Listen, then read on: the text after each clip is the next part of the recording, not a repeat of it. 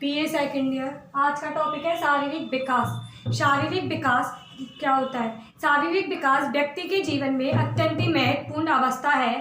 शारीरिक विकास जैसे मानसिक विकास, सामाजिक विकास, बौद्धिक विकास आदि का विकास शारीरिक विकास पर निर्भर करता है। यदि हमारे शरीर का विकास अच्छे से नहीं होगा तो हमारा शारीरिक विकास और मानसिक विकास ठीक प्रकार से नहीं हो पाते। विकास का तात्पर्य शरीर के सभी आंतरिक एवं बाह्य अंगों से है।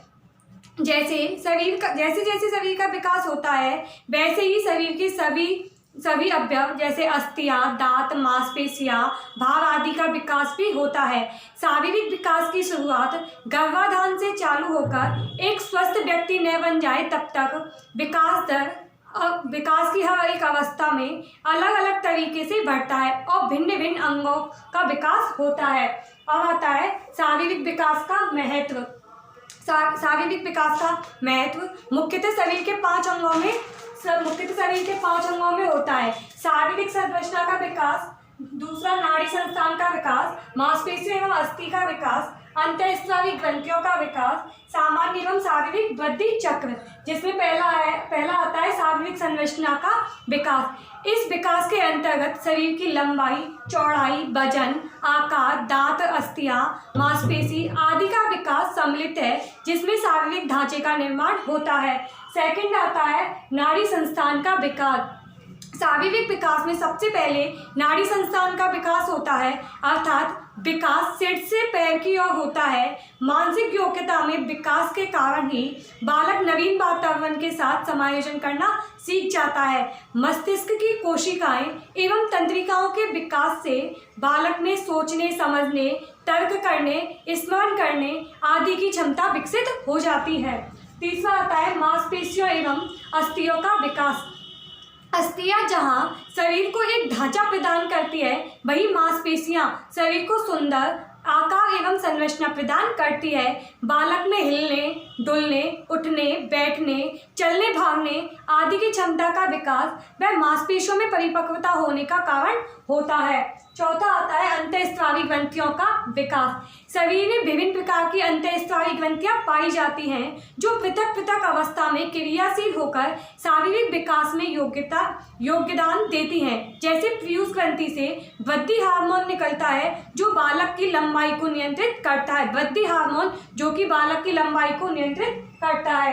पांचवा आता है सामान्य शारीरिक वृद्धि चक्र। सामान्य शारीरिक अवस्था से तात्पर्य शरीर के विभिन्न अंगों का आपस में सुसंगठित होकर सम्मिलित रूप से कार्य करने से है। यदि किसी भी अंग में दोष उत्पन्न होते हैं तो व्यक्ति रोगग्रस्त हो जाता है और वह किसी भी कार्य को करने में समर्थ नहीं हो पाता। अगला आता है शारीरिक वृद्धि चक्र।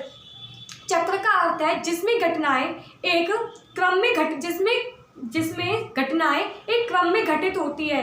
गर्भावस्था से लेकर जीवन के प्रारंभिक वर्षों में शारीरिक वृद्धि की गति तीव्र हो जाती है तथा फिर मंद पड़ जाती है और वयस्क अवस्था प्राप्त करते करते शारीरिक वृद्धि की गति रुक जाती है। यानी कि वयस्क अवस्था, जब व्यक्ति युवा हो जाता है तब उसकी शारीरिक विकास की गति रुक जाती है। अब आता है शारीरिक विकास को प्रभावित करने वाले कारक। शारीरिक विकास को निम्नलिखित कारक प्रभावित करते हैं, जैसे वंशानुक्रम, अंतःस्रावी ग्रंथियां, संवेगात्मक व्यवधान, लिंग भेद, पारिवारिक वातावरण, रोग, शारीरिक विकृतियां, सामाजिक आर्थिक स्तर। जिसमें पहला है वंशानुक्रम। गर्भाधान के समय से ही माता पिता के जीन्स के माध्यम से शिशु में वंशानुक्रम गुण उत्पन्न हो जाते हैं। वंशानुक्रम के कारण वे जन्मजात विशेषताएं जो बालक में जन्म के समय से ही पाई जाती हैं, जैसे बालकों की शक्ल, चाल ढाल, शारीरिक संरचना आदि विशेषताएं अपने माता पिता के जीन्स के माध्यम से वह प्राप्त करते हैं। सेकंड आता है अंतःस्रावी ग्रंथियां। इन ग्रंथियों से स्रावी हार्मोन निकलता है जो कि बालक के शारीरिक विकास का एक महत्वपूर्ण ढंग से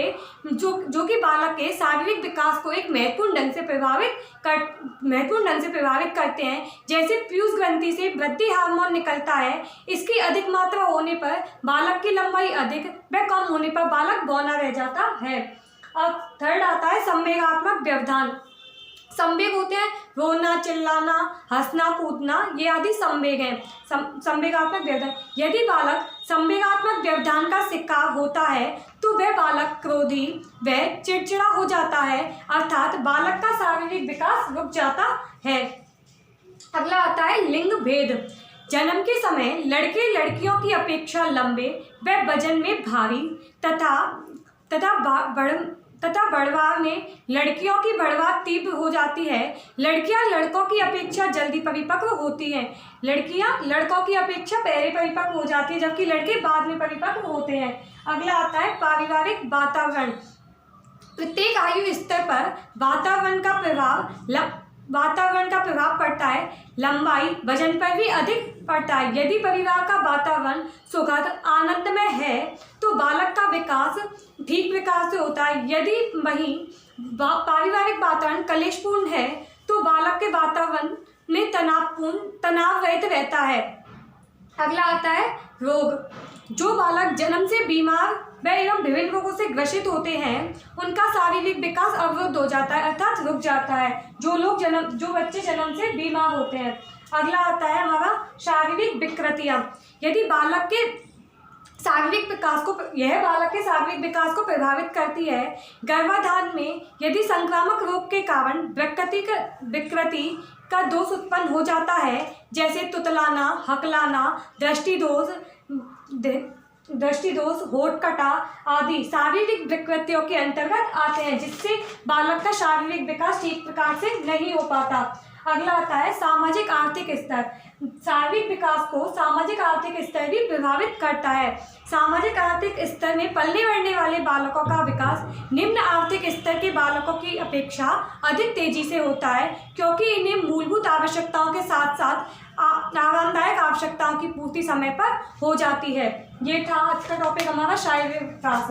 कल पढ़ेंगे हम संवेग। कल हमारा नेक्स्ट टॉपिक होगा संवेगात्मक विकास।